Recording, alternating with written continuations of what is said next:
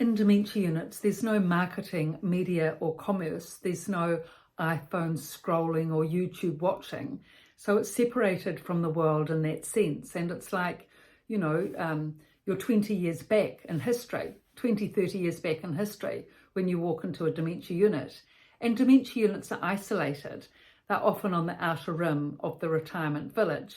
And also there's the security that you've got to know about to get in. So all of this makes for a very isolated situation, almost like an island.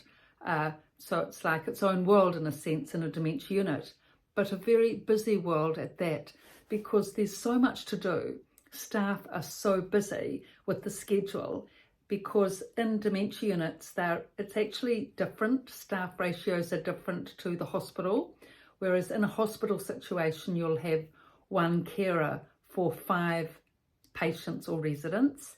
And in a dementia unit, you have one carer for 9 residents. And often the resident is near hospital care in terms of the needs and the cares that are required to look after them.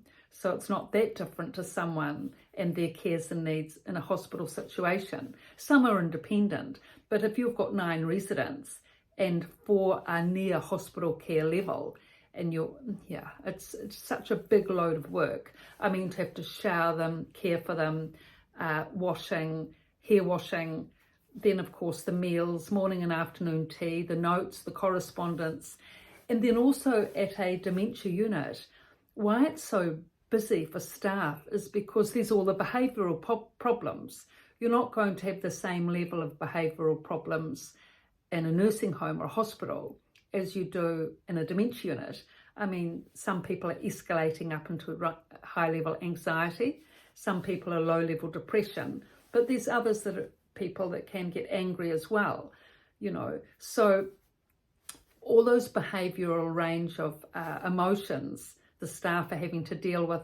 And then, of course, there's falls. There's more falls in a dementia unit than there will be in a nursing home, where people tend to be more mobile and independent, and also in a hospital where people are more bound to a wheelchair or a reclining chair or in bed. So they're not falling over because they're supported by either the bed or the chair. But in a dementia unit, people walk around of their own volition all day, and they're very active, actually. Dementia residents are active. They don't just sit in the chair all day and go to sleep. I mean, well, actually, in a well-socialised dementia unit, the residents are active, and actually they take a pride in being able to sit all day in the chair and be alert and awake, and they don't like it when others fall asleep. In fact, if someone does fall asleep, you'll get someone poking you in the ribs and saying, wake up, do something. Even though there's not always a lot to do, still at least be awake and be aware of what's going on. That's a badge of honour and an important achievement in a dementia unit, to stay awake all day and be alert. And actually, this is a big demand. These people, many in their late 80s and early 90s, getting up at 7 o'clock in the morning and going to bed at 8 o'clock at night, no rest in the day, no nap. They're just up all day. From breakfast, they're put into the lounge, and then they don't get taken to bed until 8 o'clock at night. So to be alert for the whole day, especially if you've eaten a lot of sugar, with afternoon and morning tea is loaded with sugar, desserts at night are loaded with sugar. If you've eaten a lot of sugar and you're sitting all day in a warm room, and try and stay awake for 12 hours, it's a big achievement, actually. It takes a lot of discipline and effort, willpower. And certainly the community ethos is that you do stay awake, that you don't fall asleep. And certainly if you're in the workshop and you fall asleep, you'll be made to wake up by the other residents, because they don't want anyone dozing or snoring when they're trying to concentrate.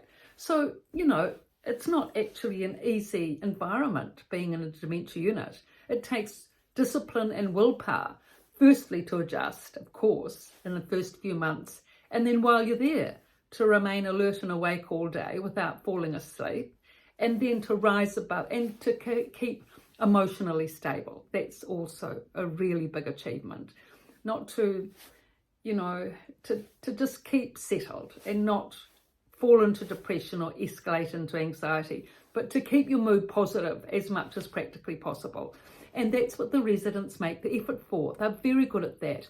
I mean, practically, positivity is going to be improved if you've got supportive friends and family who take you out, who visit, who take you out for walks, who take you home, out for meals at a cafe, whatever it is. Good quality visits from friends and family are of course going to help you be more positive.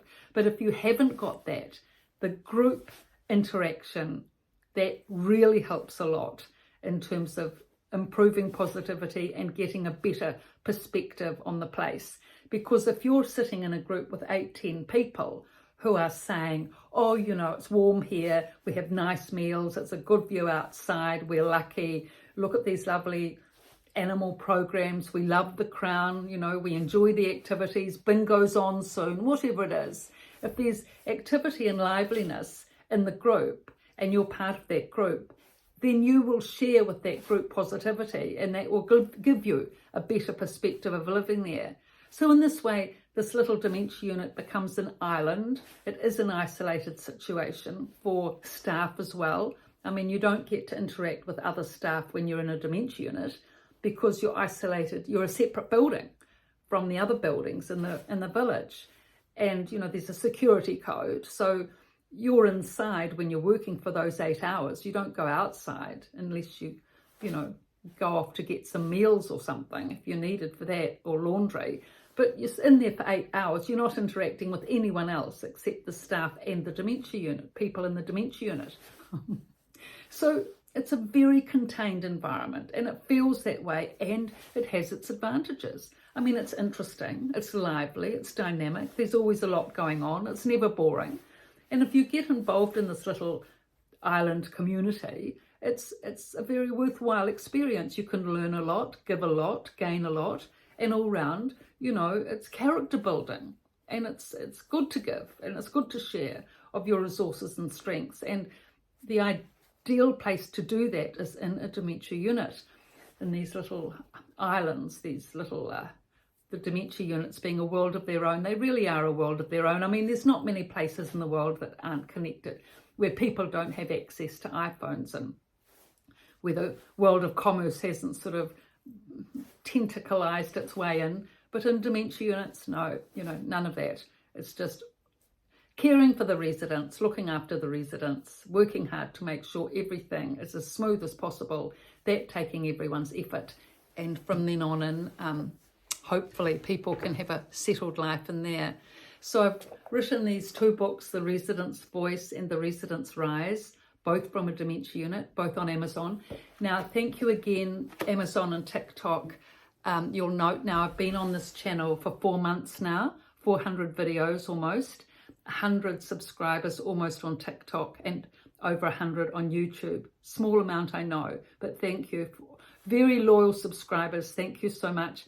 Now there are, the views are really picking up to quite a high level on TikTok especially, and YouTube to a certain extent. So those of you that are viewing and finding these videos useful, please pass the links on to others, helping others with dementia, and please subscribe. It really helps the platform to be able to build a bigger platform, because all these videos are about the experiences and perspectives of dementia residents. I mean, dementia residents are interested in the outside world. They do want to know what's going on.